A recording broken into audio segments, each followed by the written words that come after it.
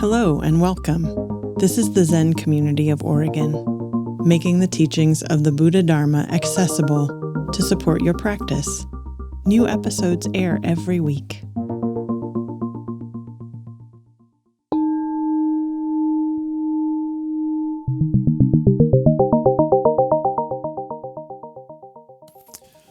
Longing for the Ancient Way. First talk. And we're using, for this series this week, the Sensing Ming, the Affirming Faith and Mind chant. That's the theme for the Ango, for the more intensive practice period, both here and in Portland. And then we'll be talking about that during this session. Unfortunately, it's a very boring chant. It's boring because it says the same thing over and over and over and over again.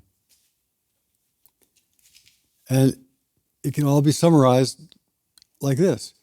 Our life is not difficult when we're not judging, criticizing, worrying about the past, the future, being full of opinions and evaluations.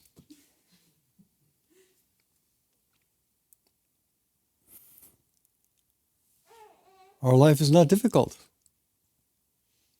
And when we look at the essence of all those things, the judging, the criticizing, the worrying about the past, the future, being full of opinions and evaluations, if we look at the essence of it, it all boils down to believing our thoughts. It doesn't boil down to not think, it boils down to simply not believing our thoughts. And we say that over and over again, and people say, well, it's so easy to say, of course. But how do you not believe your thoughts?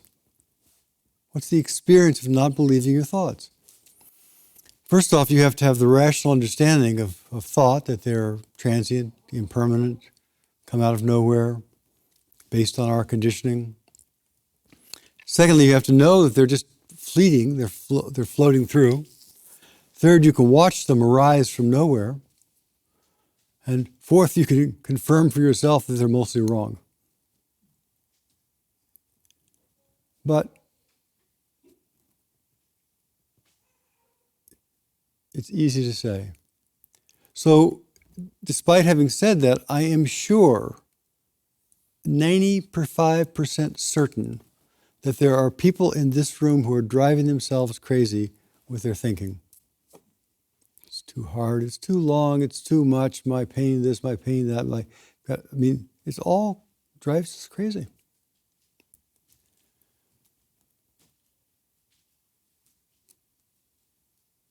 We all drive ourselves crazy. And that's what this chant is all about, is don't drive yourself crazy. Find some place of stability and equanimity. Believing our thoughts is like believing all the advertisements on the internet.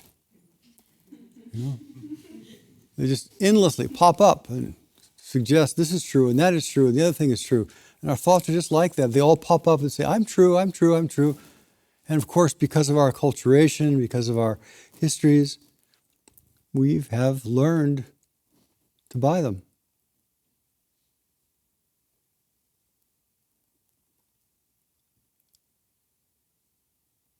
It's a mistaken view. It's the way things are, but that's okay. So the essence of the Dharma talks this week are don't believe the random thoughts that pop up. In a way, we could just end this session right here. But there's certain important, very vital things that we have to go through in this process. The Affirming Faith and Mind chant is partly written by the third Chinese ancestor, third ancestor of Zen in China. And many scholars feel that what we're actually reciting is a whole series of couplets, a whole series of little admonitions, epigrams, that were strung together. And some of them may have been written by this person, and some of them may have been added and adapted, tweaked in the Tang Dynasty. But regardless, the the content of this came from the merging of Indian Buddhism and Chinese Taoism in the 6th, 8th century CE.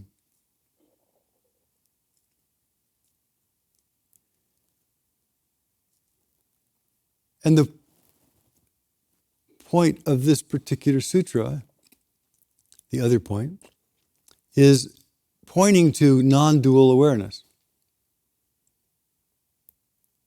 It's easy to say non-dual awareness, it's easy to say things are one, but the sutra says, okay, you've got all these things, like and dislike, up and down, this and that.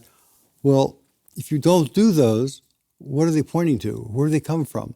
What's the common denominator between up and down? What's the common denominator between like and dislike? And by turning the mind away from the duality of things, we recognize the inclusive nature of things, the non-dual truth.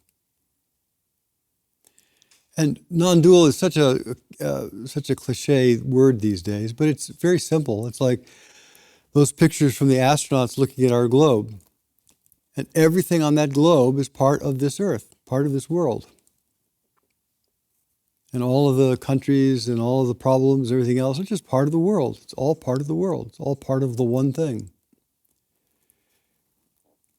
And of course, we get down on earth and we immediately forget that we're all one atmosphere, that we're all one earth, we're all one family inside this very, very thin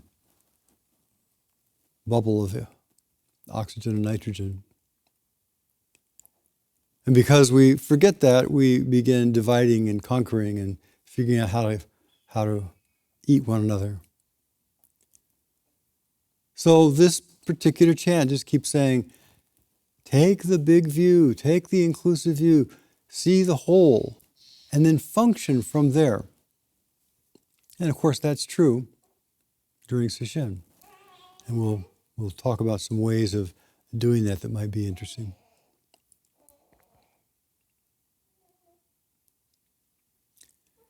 If we see the whole, if we see the underlying truth that unites all of us, that nobody is excluded from, that is the very nature of, old people and babies cooing, it's the very nature of all things, then it's much easier to function with cooperation, mutual support, responsibility, and respect. If we had that view, that view of cooperation and harmony in this one great earth, our politics would probably be different.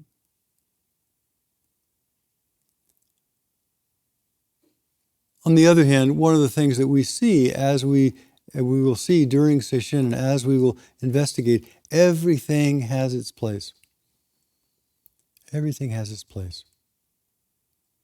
So that means all of our emotions, all of our insights, all of our thrashing around, all of our thoughts, all of our sensations, they're an appropriate part of the whole of our lives. So this is, what I'm saying here is not about practice particularly, it's about just trying to address the rational mind to say, yeah, this is worth doing, this is worth investigating, this is worth actually pursuing, because there are some benefits that you will like. And what we're pursuing is we're pursuing a direct recognition of the fundamental truth that is before duality. And hopefully by understanding that with the rational mind, we can have more trust and faith in the path.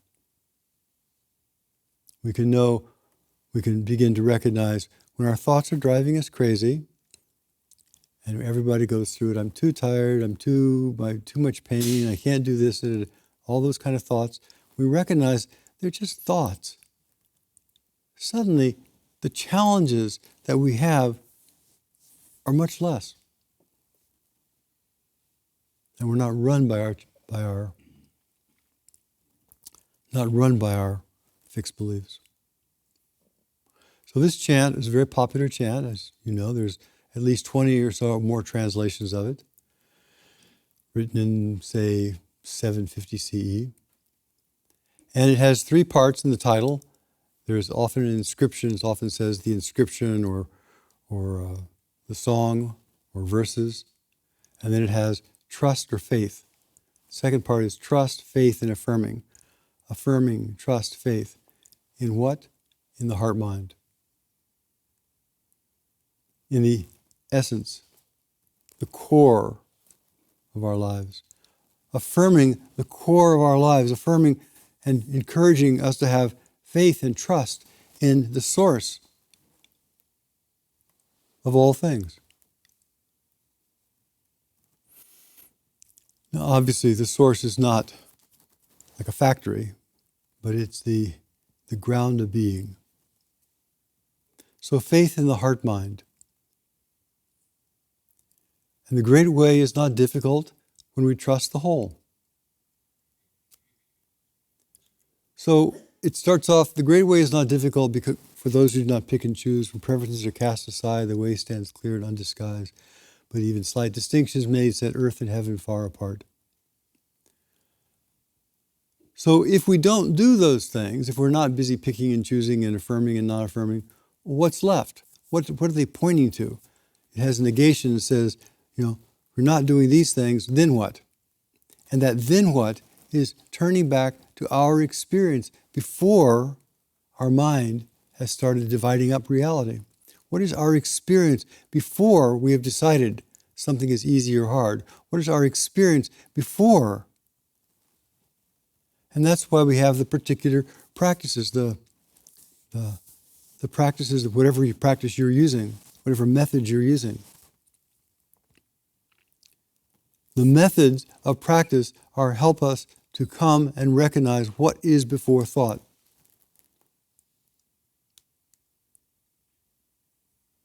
And they don't involve thought. I mean, really, even, if you're dealing with advanced koans, that they do involve thought. But all the practices that this particular sutra is talking about do not need thought.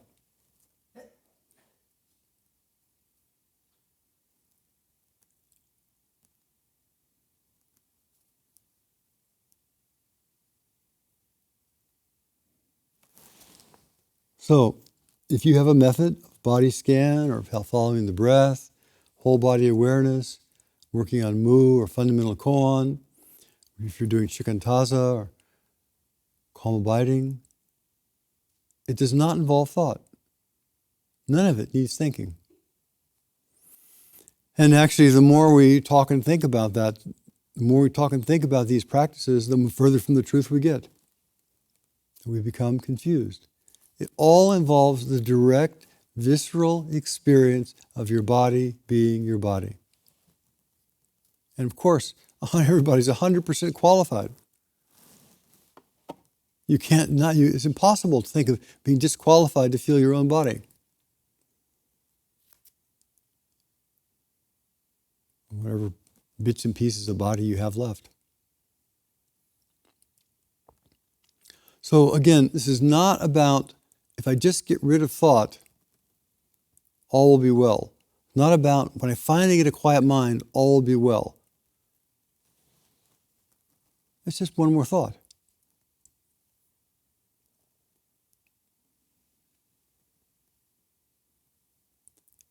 And if we look carefully at it, which is often a revelation, the thought, I am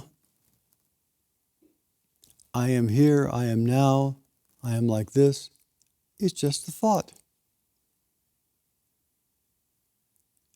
I am, that we are so enamored of, is just a thought.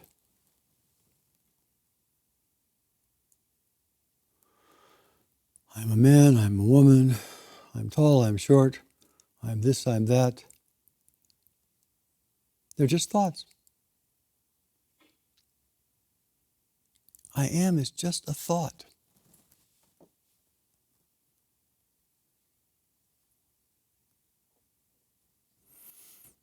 And like any thought, sometimes it pops up and, there it is, and sometimes it's gone and we forget about it completely, and then it pops up and says, I am here, and then we forget about it completely, and like all thoughts, it just arises and disappears. But what often happens is, I am, and then, oh yes, I'm like this. Oh yes, well, I know you're like that, but you also have this attribute. Oh yes, and thought starts talking to thought. The whole construct of who we are is just thoughts talking to thoughts.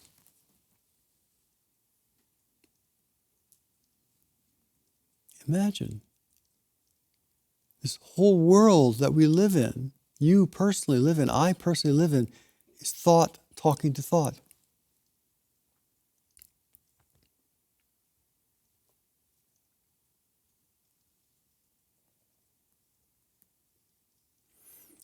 Of course, thought has its utility, like everything does, has its own place. But to understand that we are something more fundamental, to see directly we are something more fundamental than our beliefs, something more fundamental than our thoughts.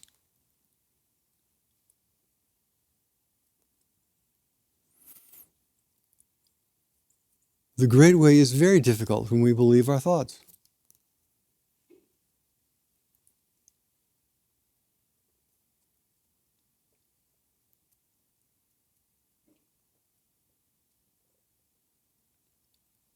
And then we have a thought, oh, my back hurts. And we have a thought, I should wiggle it. And we have a thought, it still hurts, maybe I should put some heat on it. Then we have a thought, oh, that's hurting, maybe I'll take some ibuprofen. Oh, we have more thought, oh, it's still hurting, maybe I'll go and start doing some yoga. Still hurting, maybe. Thought after thought after thought. And some people, and I certainly have done it, have spent their entire session just following wandering thoughts. How to get comfortable, how to get something I want to eat, how to get this amount of sleep or that amount of sleep. It's just thought.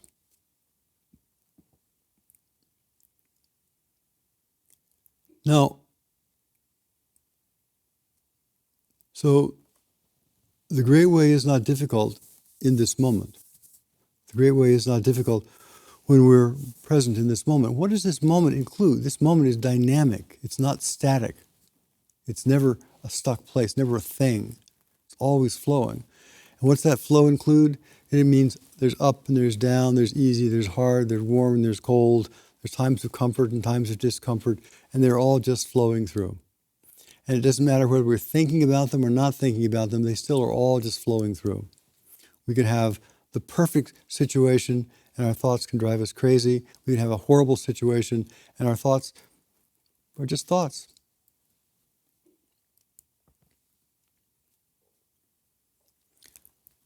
So the practice we're doing now is, can we recognize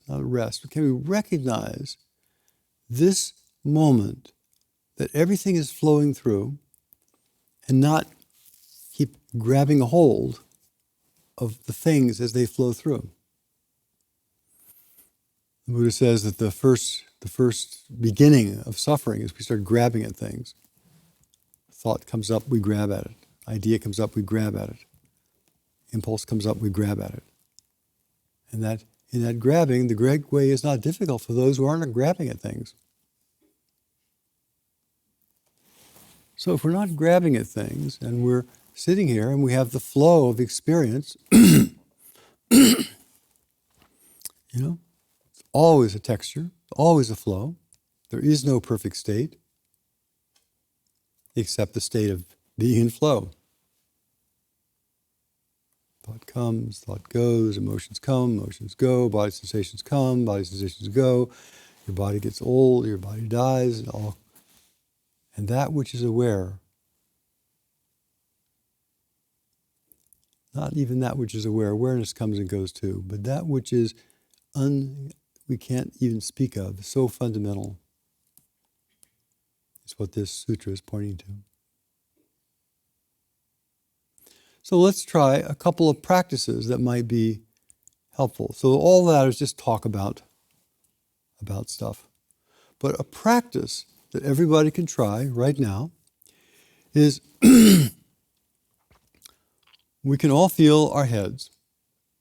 I hope. If you can't, then go talk to Jogan. But I hope you can feel your head, and I hope you can feel your legs. Okay? Top and bottom. Now, feel them both at the same time. Feel your head and legs at the same time. Simple as that. Don't feel heads then legs, hands then head then legs. Feel them both at the same time. That's usually pretty easy. Feel your left and right shoulders at the same time. There's no left shoulder without a right shoulder. So you feel them both at the same time.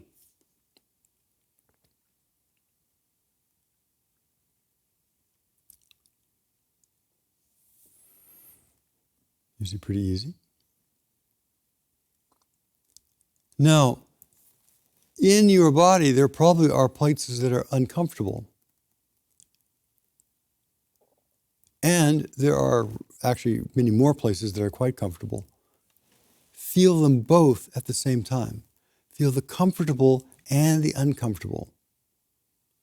Let your mind expand to feel the part that's warm and relaxed and at ease, and the part that may have some sharp pain or stretching pain or whatever your experience is. Feel them both at the same time.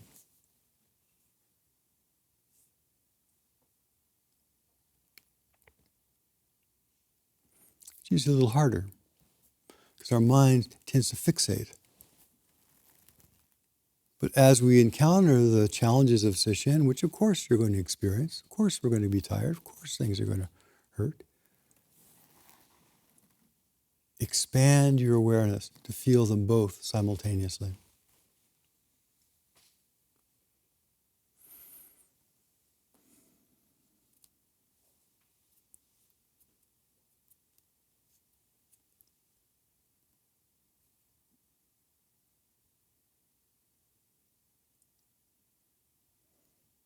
Now, becoming a little more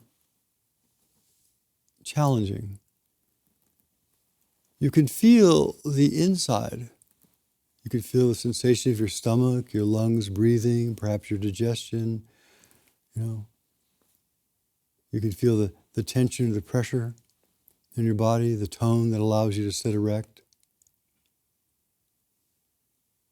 Well, at the same time, feel the outside. Feel the space. Feel the inside of the skin and the outside of the skin. Expand your mind so it's not contracted into one view, but hold it. Feeling inside and outside at the same time.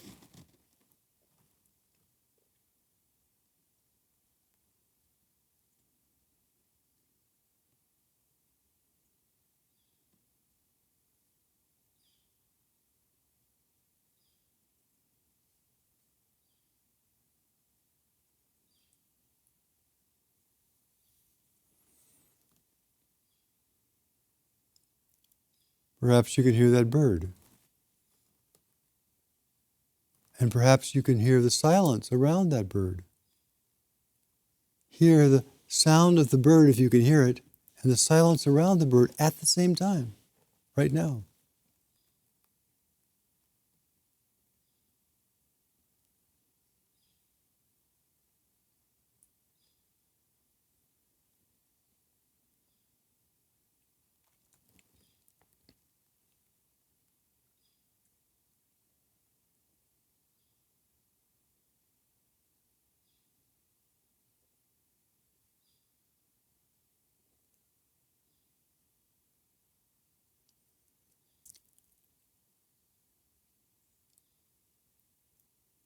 Now, this can't be done sequentially or conceptually, but feel everything at the same time.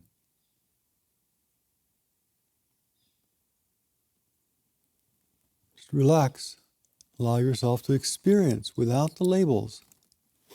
Everything that you experience, allow yourself to experience it. inside, outside, up, down, before, after, sound and silence. It's all experienced right here.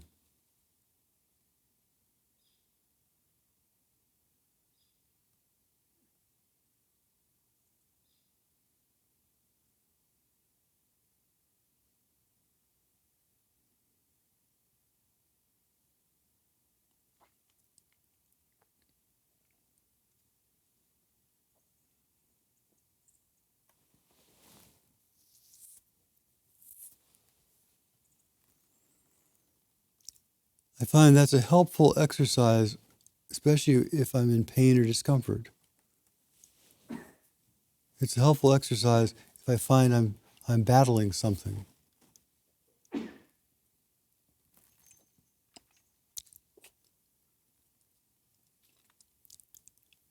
Now, that practice rests upon the truth that everything you experience is your life. You can't experience something other than your life. If you touch something, you're experiencing the nerves in your hand. The sound of the news, what you're experiencing is your tympanic membrane, your otic nerve, the brain processing those electromagnetic forces into whatever we think they are. We can't experience something that's not our life.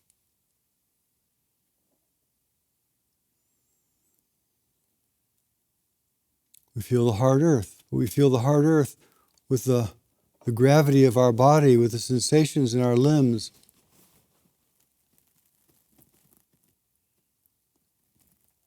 So when we're talking about feeling both sides, we're talking about expanding your experience of who you are. You're inclusive.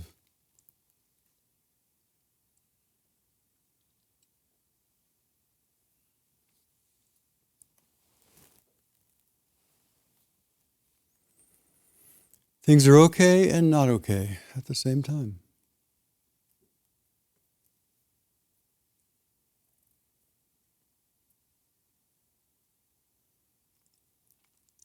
When we have this capacity, our tolerance, our stamina, our ability to keep engaging is so much larger. If we're just in the fight to be comfortable. We feel comfort and discomfort at the same time. It takes mindfulness to do that. It takes clear intention. You can do that with heat and cold.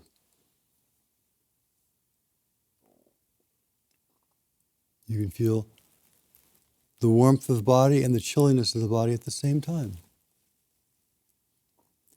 Now, it's a little more of a stretch, but you can be aware of the darkness inside the body and the light outside of the body at the same time. You can be aware of the vast space, the bottomless space in and around all things and all things at the same time.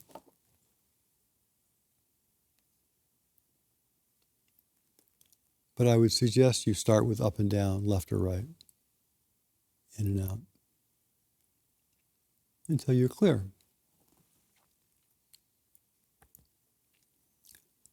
I personally find it very helpful when I'm really feeling bad to be able to, without negating that, to also feel what's working well. Here's the other practice. The other practice is a practice of satisfaction.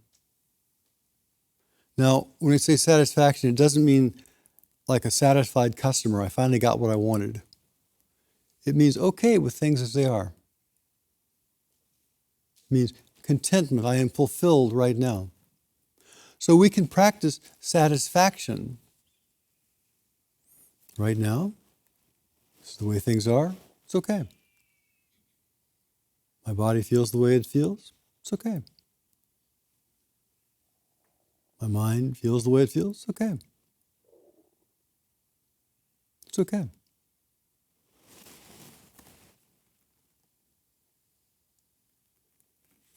Birth is okay. Death is okay. The challenges of life are okay.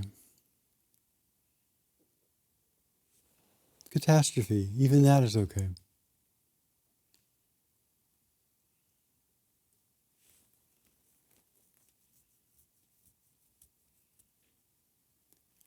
I encourage you to stick with your fundamental practice. That's really important to not get too sidetracked. But these are interesting ways when you encounter obstacles. The practice of satisfaction, the practice of okayness, and the practice of inclusivity. Not to. So, your legs hurt. It's okay. You'll either move them or you won't. It's okay. Your back hurts. Well, part of it's comfortable, part of it's uncomfortable. It's okay. You'll respond to it as you will. This okayness is not a static state. It's not saying, I'm okay and suddenly I'm frozen. Of course, we're always responding. But it's a state of mind where the mind is inclusive and things are okay.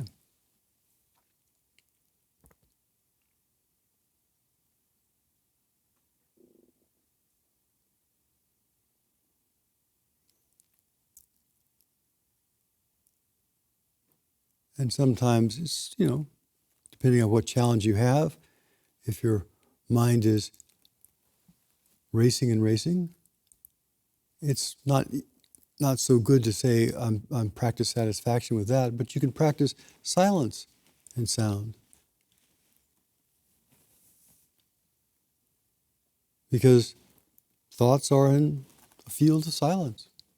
You can practice stillness, the movement of the mind and the stillness of the body. Feel them at the same time. So sometimes the different practices are more apropos.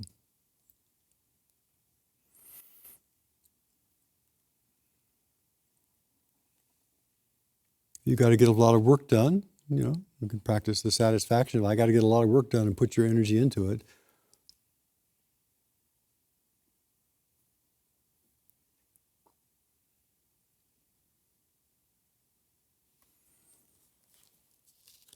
In Japan in the 1700s, there was a famous poet and Zen master named Ryokan. And I thought we'd have a couple of his poems here. The ancient Buddhas taught the Dharma not for its own sake, but to assist us. If we really knew ourselves, we would not have to rely upon old teachers. The wise go right to the core and leap beyond appearances. The foolish cleave to details and get enamored by words and letters, ensnared by words and letters. Such people envy the accomplishments of others and work feverishly to attain the same things. Cling to truth, it becomes falsehood. Understand falsehood, it becomes truth. Truth and falsehood are two sides of a coin. Neither accept nor reject either one. Don't waste your precious time fruitlessly, trying to gauge the depths of life's ups and downs. Don't waste your precious time fruitlessly, trying to gauge the depths of life's ups and downs.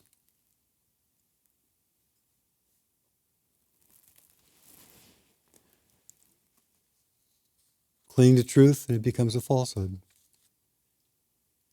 Because life is always flowing. We start clinging to something and try to put it in a box and say, this is always true, and it's not. That becomes untrue. On the other hand, if we really investigate an untruth, and we can see the truth in it.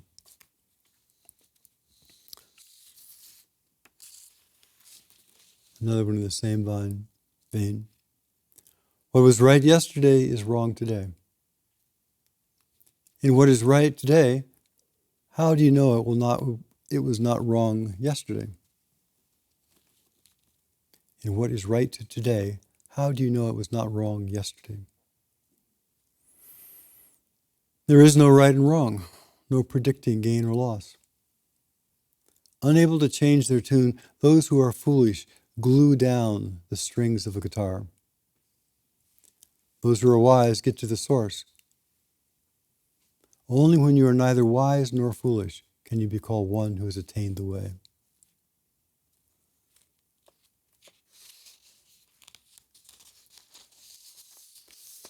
When you hear things like this, don't let the mind start thinking about, well, what about politics? What about social injustice? Don't let the mind go there, because that is not relevant right here in this place. Right here in this place, good and bad are not important. What's important is to experience the root of them. So don't let the mind go leaping off into speculative what ifs, what ifs, what ifs.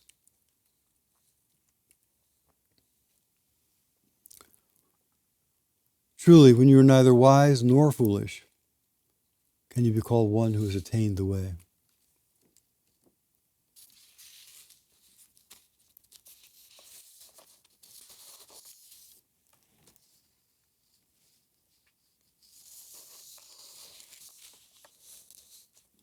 This is my favorite. This is an inscription on a painting of a skull. All things born of karma disappear when that karma is exhausted. Karma means action. All things born of action disappear when that action is exhausted. But where is this action born? From whence does the first cause arise? Here, words and thoughts are of no avail. I asked an old woman in the East about the matter, but she wasn't pleased.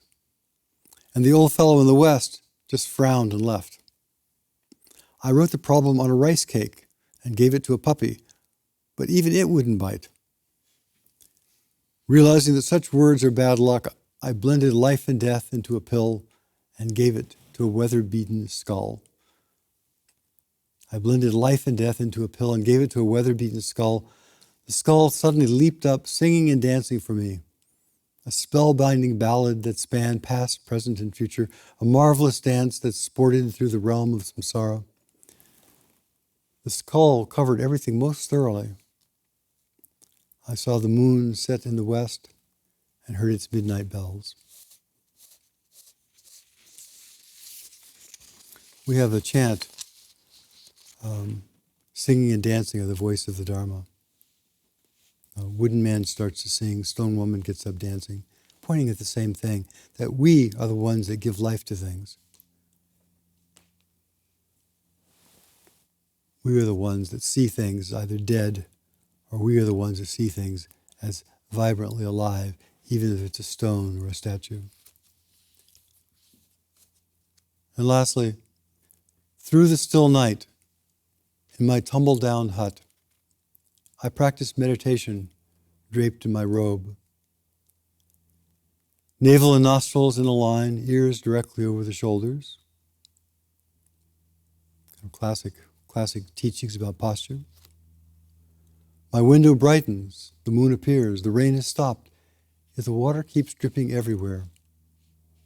This precious moment, permeated by silence, something known to me alone. Something known to me alone. All of your experiences are known only to you. Nobody else. We might have ideas, we might be able to use some words, but nobody knows the taste in your mouth. Nobody knows the breath in your nostrils. Nobody knows the nature of the awakened mind but you.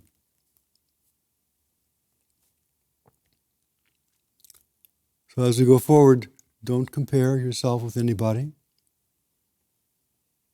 Please heed these admonitions about the nature of thought. Practice, if you want, the equality of things, the satisfaction with things, the togetherness of things. and recognize this moment only comes once. We have only one time that we're in this particular retreat with this particular kind of support, with this particular community. One time to realize what is really fundamental. And that time, of course, is now. Please have great confidence, have great faith in your own capacity, which is far greater than your thoughts about your capacity. May we all realize the Buddha way together.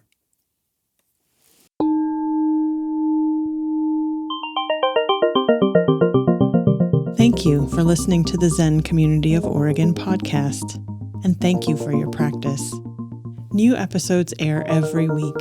Please consider making a donation at zendust.org.